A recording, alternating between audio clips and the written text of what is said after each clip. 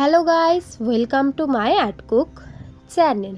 আজকে আমরা নিয়ে চলে এসেছি কিভাবে আপনারা মশলাদার কুমড়ো ভেজে নেবেন বাড়িতে খুবই সহজে, এবং আমরা অনেকটা ছোট ছোট করে কুমড়োগুলোকে কেটে নিয়ে আজকে কুমড়ো ভাজি মশলাদার করব।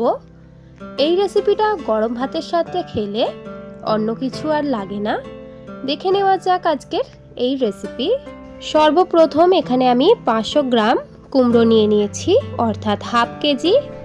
কুমড়োগুলোকে আমি এতটা ছোট ছোট এবং এতটা সরু সরু করে চৌকো চৌকোভাবে কেটে নিয়েছি, যাতে খুবই তাড়াতাড়ি এই রেসিপিটা আমাদের কমপ্লিট হয়ে যায়।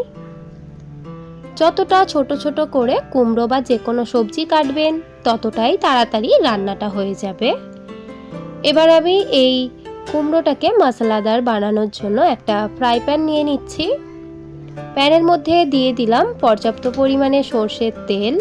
সর্ষের তেলটা কড়াইয়ের মধ্যে দিয়ে দেওয়া হয়ে গেলে আমি চারিদিকটাই সর্ষের তেলটা মাখিয়ে নিচ্ছি। তারপর তেলটা গরম হয়ে আসলে এখানে আমি দিয়ে দিচ্ছি ফোড়নের জন্য একটা শুকনো লঙ্কা, এবং দিয়ে দিচ্ছি কালো জিরে প্রায় 1 চিমটি। এই দুটি জিনিস দিয়ে ভালোভাবে নাড়াচাড়া তেলের মধ্যে করে নেব, যাতে কালো জিরের সুগন্ধটা তেল থেকে বেরিয়ে আসে।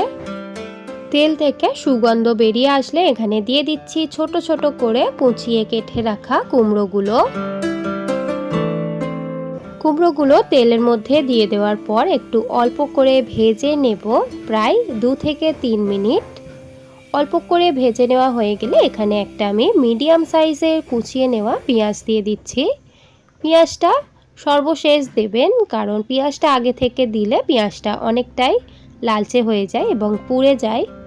পেঁয়াজটা দিয়ে দেওয়ার পর ভালোভাবে আবারও নাড়াচাড়া করে নিচ্ছি। পেঁয়াজের সঙ্গে কুমড়োটাকে ভালোভাবে নাড়াচাড়া করা হয়ে গেলে এখানে দিয়ে দেব কয়েকটি মশলা। দিয়ে দিচ্ছি হাফ চা চামচ হলুদ গুঁড়ো, দিয়ে দিচ্ছি হাফ চা চামচ লঙ্কা গুঁড়ো, দিয়ে দিচ্ছি জিরে গুঁড়ো হাফ চা চামচ, এবং স্বাদ পরিমাণে নুন দিয়ে দিচ্ছি। এই কয়েকটি মশলা দেওয়া হয়ে গেলে আবারও নাড়াচাড়া করে অনবরত এবার কুমড়োটাকে নাড়াচাড়া করে ভেজে নেব।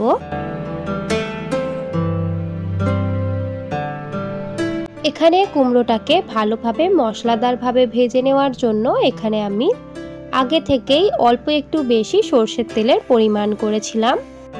10 থেকে 15 মিনিট ভেজে নিলেই এখানে আমাদের কুমড়োর টেক্সচারটা ঠিক এমন চলে আসবে।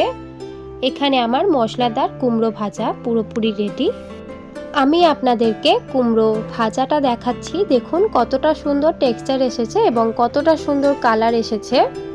এভাবে যদি বাড়িতে একবার হলেও এভাবে মশলাদার কুমড়ো ভাজি বানিয়ে নেওয়া যায়, তাহলে গরম ভাতের সাথে জাস্ট জমে যাবে।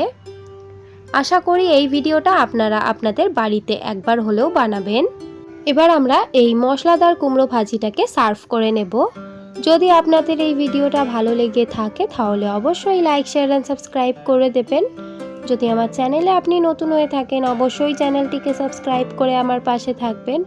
দেখা হবে নেক্সট ভিডিওতে। আজকের এই ভিডিওটা দেখার জন্য অনেক অনেক ধন্যবাদ।